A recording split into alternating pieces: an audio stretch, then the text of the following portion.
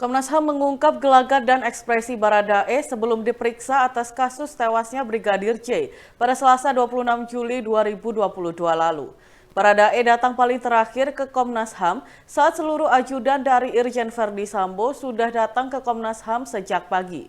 Sebelum tiba, Baradae mengaku terus melihat pemberitaan soal kasus yang menyeret namanya itu.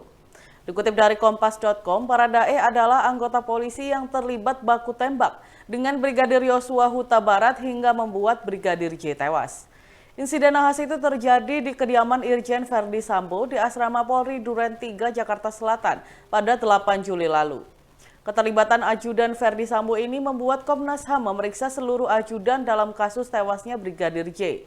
Ketua Komisi Nasional Hak Asasi Manusia atau Komnas HAM, Ahmad Taufan Damanik, mengaku bahwa ia sempat berbincang dengan Baradae sebelum diperiksa secara resmi oleh Komisioner Komnas HAM Muhammad Khoirul Anam.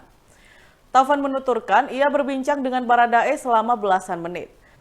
Dalam pengakuannya, Baradae rupanya terus melihat pemberitaan di televisi dan juga di YouTube. Bahkan sebelum datang ke Komnas HAM, Baradae juga melihat pemberitaan di YouTube soal banyaknya wartawan yang sudah menunggu dirinya. Dalam kesaksiannya, Taufan menuturkan bahwa gelagat Baradae tak sepenuhnya tenang dan stabil.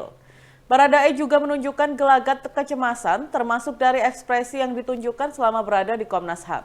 Meski begitu, diakuinya bahwa Baradae dapat melakukan simulasi dengan baik selama dimintai keterangan oleh Komnas HAM. Baradae diakuinya cukup runtut dan tenang menyampaikan keterangan mengenai kasus penembakan 8 Juli lalu. Meski memperlihatkan sikap cemas, kata Taufan, Baradae cukup tenang untuk menjelaskan semua informasi, keterangan, atau fakta-fakta seputar kejadian itu versi dirinya. Dalam melakukan pemeriksaan kasus ini, Komnas HAM juga memeriksa rekaman CCTV terkait aktivitas Brigadir J sebelum tewas. Kini, Komnas HAM mengaku kurang 20% data lagi yang dibutuhkan untuk mengungkap fakta dalam kasus ini.